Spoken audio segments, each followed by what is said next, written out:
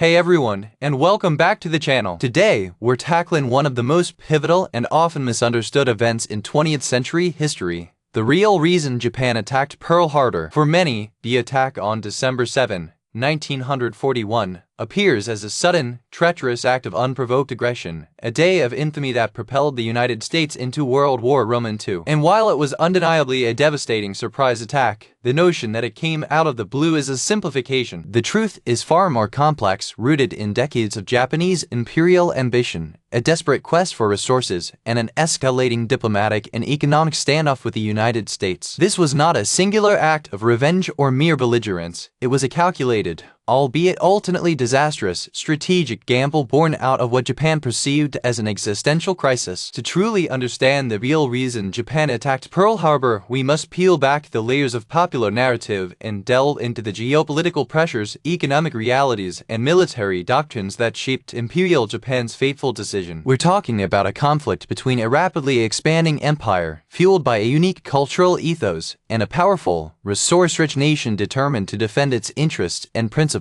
To guide us through this intricate story, I've immersed myself in the works of leading historians. We'll be relying heavily on Gordon W. Prange's seminal At Dawn We Slept and its campaign Pearl Harbor, The Verdict of History for their unparalleled detail and definitive accounts of the events leading up to the attack. Eri Hotta's Japan 1941 Countdown to Infamy offers a crucial Japanese perspective, exploring the internal debates and psychological pressures within Tokyo's leadership. And John Toland's epic The Rising Sun provides a sweeping narrative of the Japanese Empire's rise and fall, placing Pearl Harbor within its broader context. Our deep dive will break down the multifaceted reasons across 6 critical phases, revealing that Pearl Harbor was not the beginning of a war, but rather the dramatic culmination of a conflict long in the making. So settle in, because by the end of this extensive video you'll have a profound understanding of the real reason Japan attacked Pearl Harbor. Phase 1. Japan's imperial ambitions, the drive for resources and East Asian hegemony. To truly grasp the real reason Japan attacked Pearl Harbor, we must first journey back to the late 19th and early 20th centuries and understand Japan's rapid rise as an imperial power. Japan, a small island nation with limited natural resources, looked to the Asian continent for the raw materials necessary to fuel its industrialization and sustain its growing population. Unlike the Western powers, who had established their empires decades or centuries earlier, Japan was a latecomer to the imperial game, feeling a sense of urgency and perceived injustice at the existing global order. The Meiji Restoration in 1868 had transformed Japan from an isolated feudal state into a modern, militarized nation capable of challenging regional powers. Victories against China in the First Sino-Japanese War 1894–1895 and against Russia in the Russo-Japanese War 1904–1905 cemented Japan's position as the dominant power in East Asia. These successes fueled a potent blend of nationalism, militarism, and a belief in Japan's divine destiny to lead Asia. The goal was to create a greater East Asia co-prosperity sphere, a euphemism for a Japanese-dominated economic and political bloc in Asia, free from Western influence, but critically, under Japan's control. This sphere would provide Japan with guaranteed access to vital resources like oil, rubber, tin, and iron ore, which it lacked domestically. John Toland, in The Rising Sun vividly describes this era of expansion, illustrating how the military, particularly the Imperial Japanese Army, gained increasing influence over government policy. They saw expansion into Manchuria and China as an absolute necessity for Japan's long-term survival and prosperity. The invasion of Manchuria in 1931 and the establishment of the puppet state of Manchukuo, followed by the full-scale invasion of China in 1937, marked aggressive steps towards achieving this vision. The Second Sino-Japanese War proved to be a brutal, protracted conflict, consuming vast resources and manpower. Japan's military became bogged down in China, unable to achieve a decisive victory. This prolonged conflict, however, only intensified Japan's need for resources, particularly oil, to fuel its war machine. The dream of a self-sufficient, resource-rich empire in Asia was colliding with the harsh realities of protracted warfare and a global economic system dominated by Western powers. Eri Hotta, in Japan 1941 provides critical insight into the internal Japanese debates during this period, showing how the military faction, convinced of Japan's inherent right and need to expand, gradually sidelined more moderate voices. The Kwantan Army's independent actions in Manchuria and subsequent escalations in China demonstrated a military operating with a degree of autonomy that deeply troubled the civilian government but was rarely reined in effectively. For Japan, the war in China was not an option but a strategic imperative. The resources of Southeast Asia, particularly the oil fields of the Dutch East Indies, modern-day Indonesia, and the rubber plantations of British Malaya, became increasingly tempting targets. These territories, however, were under the control of European colonial powers, and any move against them would inevitably draw Japan into a wider conflict. The stage was being set for a confrontation, not just with China, but with the Western powers who had a vested interest in the region. This relentless drive for resources and regional hegemony, driven by a powerful military-industrial complex and a deeply ingrained sense of national destiny, forms the crucial first layer in understanding the real reason Japan attacked Pearl Harbor. Phase 2. The crippling U.S. oil embargo. Economic strangulation. The catalyst that fundamentally shifted Japan's imperial ambitions from regional conflicts to a direct confrontation with the United States was a series of escalating economic sanctions, culminating in the devastating oil embargo of 1941. This act of economic warfare, primarily spearheaded by the United States, was perceived by Japan as an existential threat, a deliberate attempt to strangle its economy and cripple its war effort. Gordon W. Prange, in *At Dawn We Slept*, meticulously details the diplomatic and economic maneuvers that led to this critical juncture. For years, the United States had viewed Japan's aggressive expansion in China with growing alarm. American foreign policy, guided by the principles of the open door policy, sought to maintain China's territorial integrity and prevent any single power from dominating East Asian trade. However, direct intervention was largely avoided. Instead, the U.S. initially resorted to diplomatic protests and minor economic pressures. The turning point came with Japan's invasion of French Indochina, modern-day Vietnam, in July 1941. This move,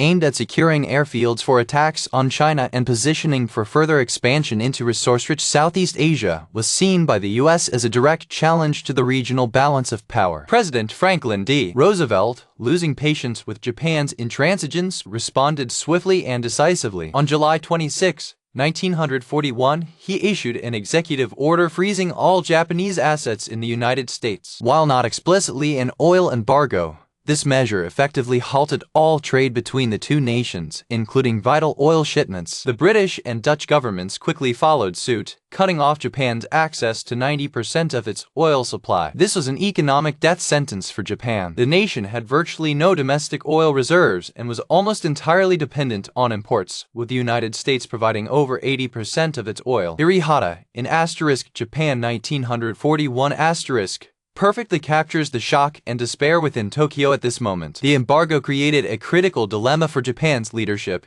either withdraw from China and Indochina, effectively abandoning their imperial ambitions and facing severe domestic backlash, or secure new sources of oil through military conquest. The military, already firmly in control, vehemently rejected any withdrawal. To them, bowing to U.S. pressure meant the permanent crippling of Japan and the death of its dream of a greater East Asia co-prosperity sphere. They estimated that Japan had only enough oil reserves to sustain its military operations for approximately 18-24 months. After that, the war machine would grind to a halt. This oil clock, as it became known, created an unbearable sense of urgency. The perceived alternative to war, as Hotta explains, was a slow, agonizing economic decline that would inevitably lead to national ruin. From their perspective, it was a choice between fighting a potentially unwinnable war now, or facing certain defeat later. This economic strangulation, particularly the oil embargo, was not merely a contributing factor. It was the direct trigger that pushed Japan toward war with the United States, cementing its role as the real reason Japan attacked Pearl Harbor. It transformed a long-simmering rivalry into an imminent conflict, forcing Japan to make a desperate choice between submission and survival, as they defined it. Phase 3. Strategic Dilemmas and Admiral Yamamoto's Gamble. With Japan facing economic strangulation, the military leadership in Tokyo was forced to confront an agonizing strategic dilemma: how to secure the vital resources of Southeast Asia without provoking a fatal war with the United States. This phase is dominated by the brilliant,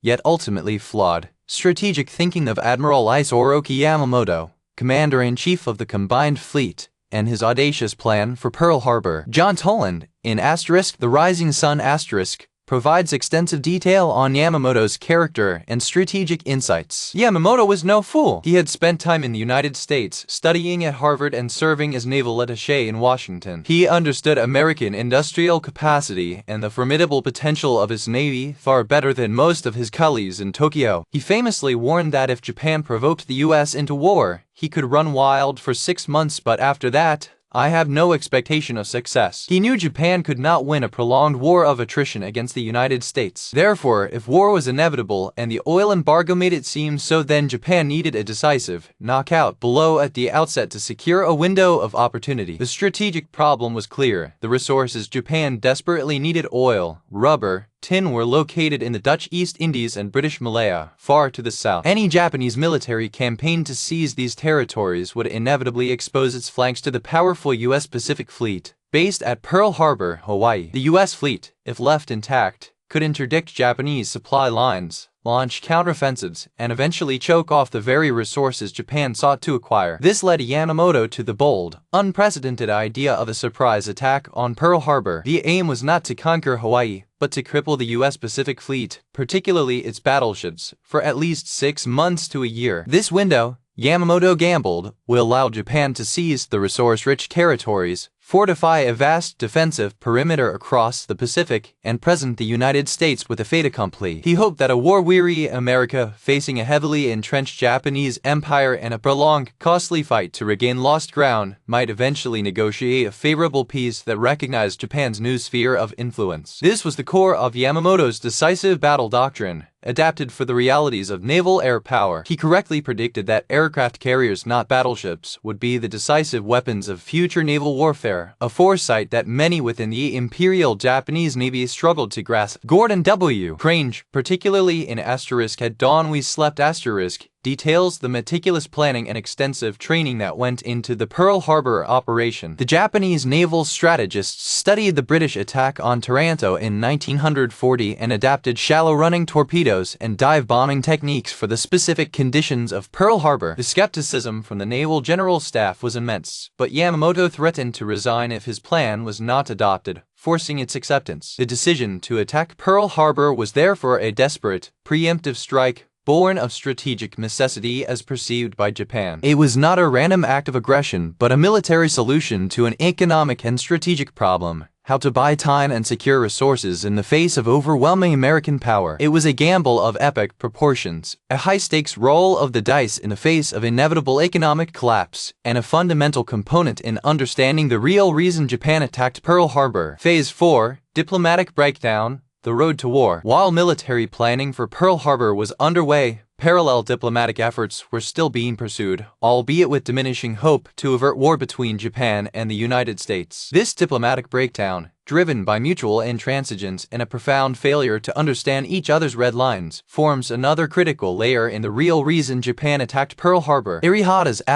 Japan 1941 offers a superb and nuanced view of the intense internal debates within the Japanese government, caught between a hawkish military and a civilian leadership desperately trying to find a diplomatic solution. By mid-1941, the U.S. demands for Japan were clear: withdraw all troops from China and Indochina, renounce the tripartite pact and alliance with Germany and Italy, and respect the territorial integrity of other Asian nations. For the United States, these were non-negotiable principles rooted in its commitment to international law and the open-door policy. For Japan, however, these demands were utterly unacceptable. Withdrawing from China, where hundreds of thousands of Japanese soldiers had died, was seen as a humiliation and a betrayal of the national sacrifice. It would also dismantle the very foundation of their greater East Asia co-prosperity sphere. The military simply would not countenance it. As a result, negotiations between Japanese Ambassador Kichisaburo Nomura and U.S. Secretary of State Cordell Hull became increasingly fraught. Japan presented its own demands, essentially asking the U.S. to cease its support for China, resume trade, especially oil, and recognize Japan's special position in Asia. These were equally unacceptable to the U.S. A critical point of failure was the Hull note, delivered on November 26, 1941. This diplomatic communication, while intended by the U.S. to summarize its position, was interpreted by the Japanese as an ultimatum, a demand for complete Japanese capitulation to American terms. Gordon W. Prange in Pearl Harbor, The Verdict of History highlights the different perspectives. While American officials saw it as a straightforward statement of principles, Japanese leaders, particularly the military, saw it as a final, unyielding rejection of all their concessions and aspirations. It cemented their belief that further diplomatic effort was futile and that the U.S. was determined to crush Japan economically and politically. Emperor Hirohito, a figure often overlooked in Western narratives, was also central to these discussions. While he held immense power, he often preferred to endorse the consensus of his military and civilian advisors rather than directly challenge them. Hotta reveals that even Hirohito, who expressed reservations about war, ultimately ratified the decision, swayed by the argument that Japan faced inevitable national ruin if it did not act. The diplomatic exchanges during these final months were a tragic dialogue of the deaf. Both sides genuinely believed they were in the right and that the other was being unreasonable or aggressively expansionist. The U.S. saw Japan as an imperialist aggressor. Japan saw the U.S. as an oppressive power seeking to deny it essential resources and its rightful place in Asia. There was a fundamental chasm in their understanding of the stakes and each other's intentions. As negotiations broke down, the Japanese leadership formalized its decision for war, setting the attack on Pearl Harbor for early December. The diplomatic failure was not just a symptom of the impending conflict. It was a key driver, reinforcing the military's conviction that only force could resolve Japan's dilemma and contributing significantly to the real reason Japan attacked Pearl Harbor. Phase 5. Miscalculation and the illusion of a decisive strike. The attack on Pearl Harbor, while a tactical masterpiece in its execution, was built upon a profound strategic miscalculation by the Japanese leadership. This misjudgment, rooted in a flawed understanding of American will and industrial capacity, proved to be fatal and represents a crucial layer in the real reason Japan attacked Pearl Harbor. Admiral Yamamoto's gamble, as we discussed, was to deliver a knockout blow that would cripple the U.S. Pacific Fleet, buy time for Japan to establish its defensive perimeter, and then force America to negotiate a peace favorable to Japan. The fatal flaw in this logic lay in several key areas. Firstly, Japan drastically underestimated American resolve. The attack, far from leading to demoralization and a negotiated peace, ignited a furious national anger and unified a previously divided American public behind the war effort. As John Toland chronicles in The Rising Sun*,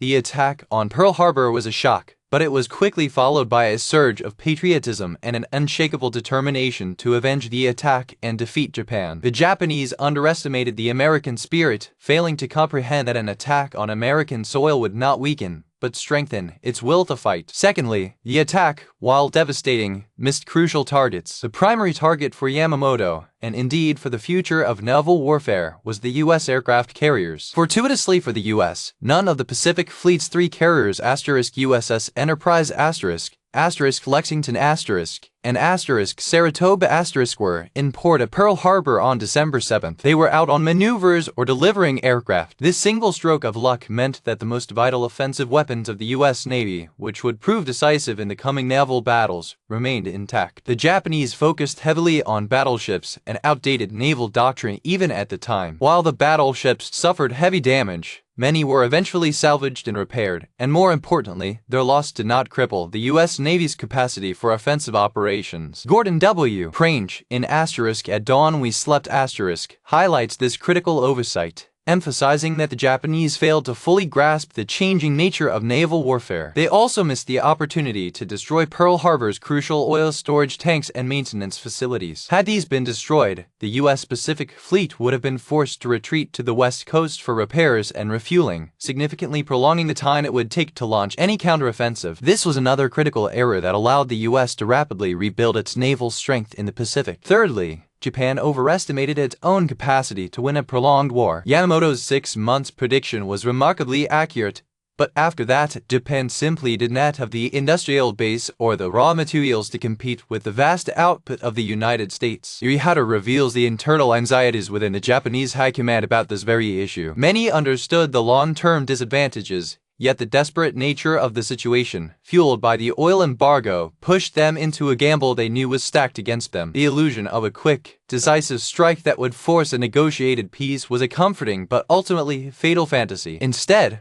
Pearl Harbor galvanized America, left its most critical naval assets intact, and committed Japan to a war of attrition it could not possibly win. This profound strategic miscalculation, more than any other single factor, defines the real reason Japan attacked Pearl Harbor as the beginning of Japan's inevitable defeat, not the path to victory. Phase 6. Cultural and ideological factors. Bushido and the spirit of sacrifice. To fully appreciate the real reason Japan attacked Pearl Harbor, we must also understand the powerful cultural and ideological currents that shaped the mindsets of its leaders and people. The Code of Bushido, the way of the warrior, imbued with concepts of honor, loyalty, self-sacrifice, and an absolute contempt for surrender, played a significant role in driving Japan's aggressive foreign policy and its willingness to embark on such a desperate gamble. John Toland, in *The Rising Sun*, extensively explores how this ancient samurai code was reinterpreted and weaponized in 20th century Imperial Japan. It fostered a military ethos that prioritized offensive action, decisive battle, and an almost fanatical zeal for victory. The idea of surrender was considered the ultimate shame, both for an individual soldier and for the nation. This cultural context meant that retreating from China or submitting to U.S. demands, particularly the oil embargo, was not just a strategic setback but an unbearable national humiliation. The perceived loss of face would be devastating. This cultural pressure made diplomatic compromise exceedingly difficult, if not impossible. The leadership genuinely believed that fighting was more honorable than conceding. Furthermore, the concept of *kokitai*, the national essence or unique national polity of Japan, centered around the emperor as a divine figure, fostered an intense nationalism and a belief in Japan's unique destiny. This ideology fueled the idea of the Greater East Asia co-prosperity sphere not merely as an economic bloc, but as a moral imperative to liberate Asia from Western colonialism, even if it meant replacing one form of domination with another. This deeply ingrained sense of national purpose, coupled with the military's increasing influence, created a climate where dissent was discouraged, and a consensus for war, once formed, was almost impossible to reverse. Eri Hotta, in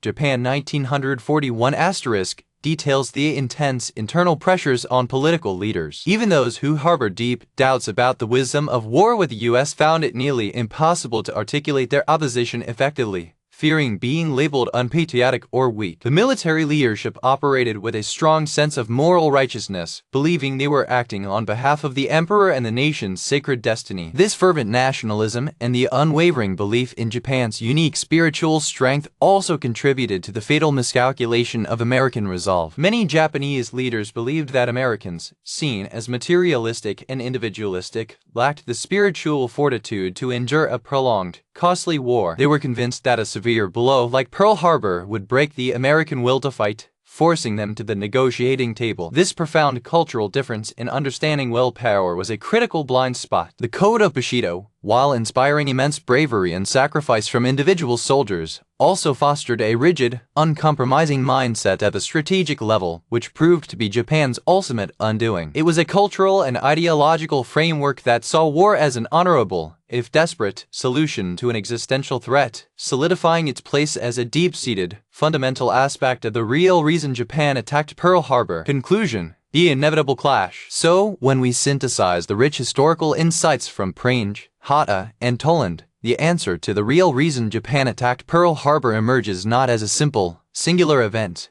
but as the culmination of a deeply complex and tragic historical trajectory. It was the endpoint of Japan's decades-long quest for East Asian hegemony and vital resources, driven by an aggressive military and a potent nationalist ideology. It was directly triggered by the crippling U.S. oil embargo, which created an existential crisis for resource-poor Japan, leaving it with what it perceived as only two options: national humiliation and economic ruin, or a desperate military gamble. Admiral Yamamoto's plan for Pearl Harbor was a calculated, preemptive strike designed to buy time for Japan to secure its empire and then negotiate a favorable peace, despite his own profound misgivings about winning a prolonged war. However, this gamble was founded on a fundamental miscalculation of American resolve and industrial capacity, missing crucial targets and ultimately galvanizing the very nation it sought to deter. Finally, the deep-seated cultural and ideological factors, particularly the Code of Bushido and the reverence for *kokitai*, fostered an uncompromising mindset that made diplomatic retreat unthinkable and fueled a willingness for self-sacrifice that ultimately led to Japan's catastrophic defeat. Pearl Harbor was not the beginning of a sudden war, but the inevitable, violent collision of two irreconcilable visions for the Pacific driven by desperation, ambition, and a tragic failure of diplomacy. It was the moment Japan chose war, betting its very existence on a single audacious strike, revealing the myriad complex reasons why this pivotal event unfolded as it did. Thank you so much for joining me on this in-depth, extensive journey into the real reason Japan attacked Pearl Harbor. This event reshaped the 20th century, and understanding its true origins is crucial for comprehending the broader sweep of World War II. If this deep dive into the complex history of Japan's decision for war has given you a new perspective, please do me a favor. Hit that like button, share this video with fellow history enthusiasts, and most importantly, subscribe to the channel if you haven't already. Your support helps us continue to produce more nuanced and thoroughly researched historical content like this. I am incredibly keen to hear your thoughts. What aspect of Japan's decision-making do